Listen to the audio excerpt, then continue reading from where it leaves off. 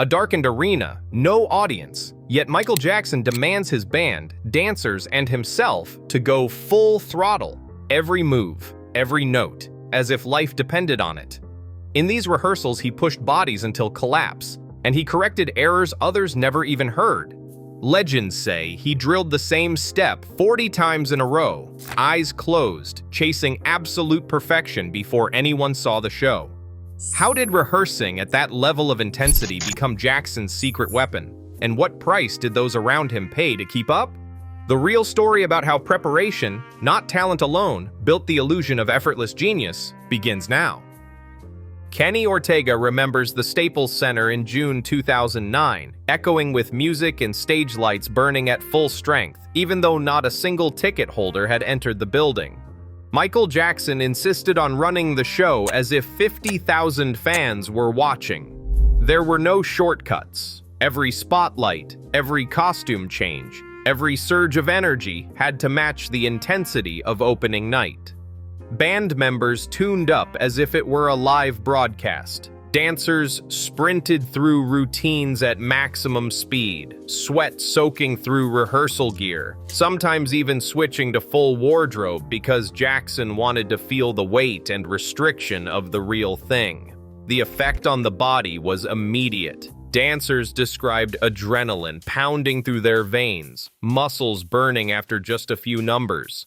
Even seasoned professionals admitted they sometimes struggled to keep pace. Jackson's reasoning was simple. If you rehearse at half speed, the body never learns how to manage the real flood of nerves and energy that hits on stage. He wanted every limb, every breath, every heartbeat to remember the exact feeling of performance night. Ortega called it a kind of training that went beyond choreography. It was about teaching the body to survive the pressure. The emptiness of the arena did not matter. Jackson would stand at the edge of the stage, staring into darkness, and expect the same commitment as if the world was watching. When fatigue set in, he did not slow down. He pushed harder, demanding that the band and dancers find another reserve of energy. Some days, the only thing filling the seats was the echo of his voice and the relentless thump of the bass, but the stakes felt real. By the end of each run, even in silence, everyone knew they had just survived something close to the real thing.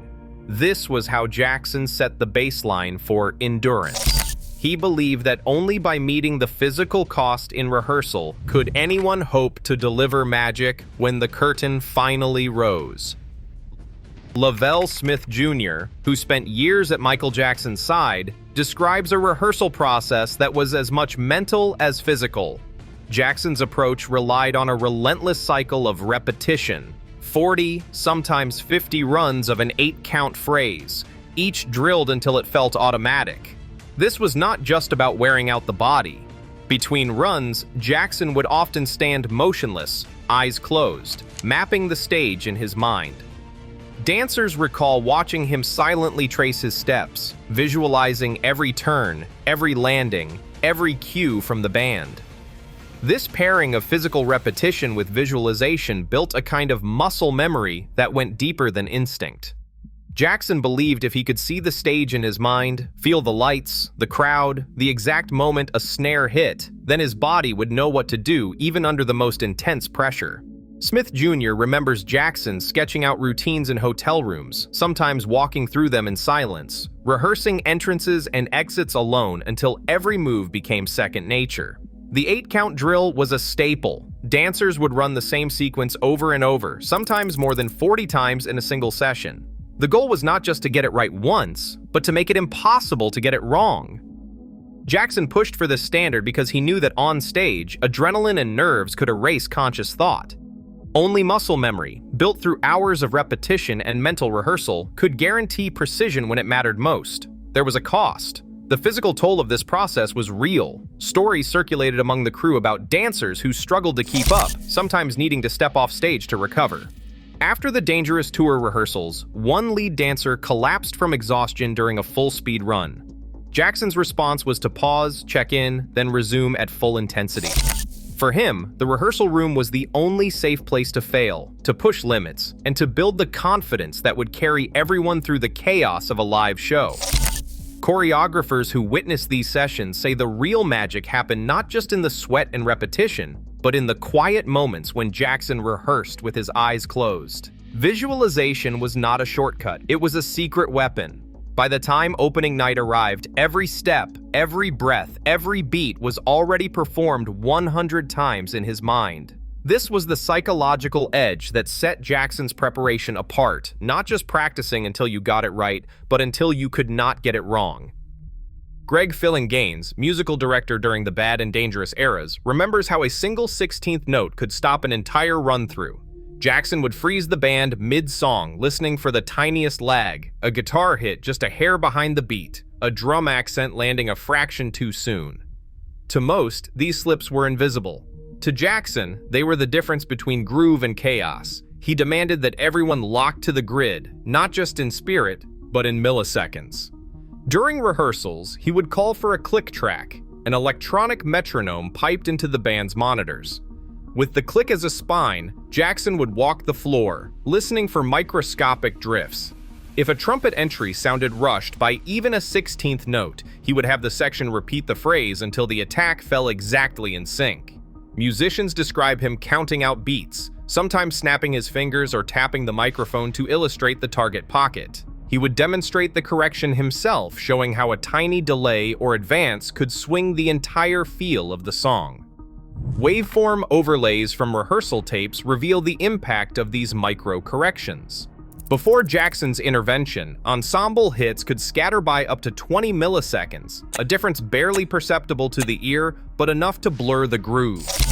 After a few rounds of focused drilling, that variance would shrink to less than 10 milliseconds. The result was a band that moved as a single organism, every accent and breath locked tighter than most studio recordings.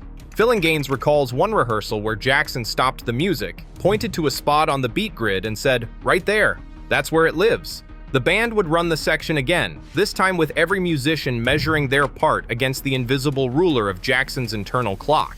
It wasn't about perfection for its own sake, it was about building a foundation so solid that, when the lights went up, the band could handle anything. These micro-timing drills became the toolkit that made Jackson's live shows feel impossibly tight, even as he pushed for new risks and spontaneous moments on stage. Raw rehearsal footage from Staples Center captures Michael Jackson running through the Billie Jean sequence, sweat already visible, every move treated as if the world is watching. The moonwalk, his signature illusion, doesn't just happen. In these sessions, Jackson stops mid-glide, calls for the band to hold, and quietly resets his feet. He listens for the exact breath before the slide, then repeats the step, shifting his weight minutely until the movement lines up with the pulse of the snare. Dancers on the sidelines watch as he adjusts, sometimes by a fraction of a second, insisting the inhale matches the start of the move. If the phrase lands early, he corrects it. If a toe drags too long, he shortens the hold. A montage of corrections unfolds. Jackson halts the music to isolate a missed cue, then demonstrates the fix himself, counting quietly under his breath. He asks the band for a sharper attack on the downbeat, synchronizing the crash with the heel drop. During one run, he notices his own vocal phrase overlapping with the step and rewrites the line on the spot, aligning the lyric with the slide. The process repeats: run, stop, correct, run again. Each time, the routine tightens. The ensemble syncs to his internal clock, dancers and musicians falling into place as one. When the lights finally come up for a full dress run, the moonwalk glides out, seamless and impossibly smooth. The breath lands with the beat, the weight shift is invisible, and the vocal phrase locks perfectly to the groove. What looks like spontaneous magic on stage is the result of dozens of pinpoint corrections behind closed doors. Jackson's obsession with detail turns the riskiest move in pop into a moment that feels effortless and safe, night after night. Stage magic is not born in the spotlight, it is forged in relentless, invisible hours. Today, as performance standards escalate worldwide, Jackson's process proves that mastery demands obsession, not chance. For anyone chasing greatness, the real work still happens in empty rooms. What is your rehearsal standard? Let me know below.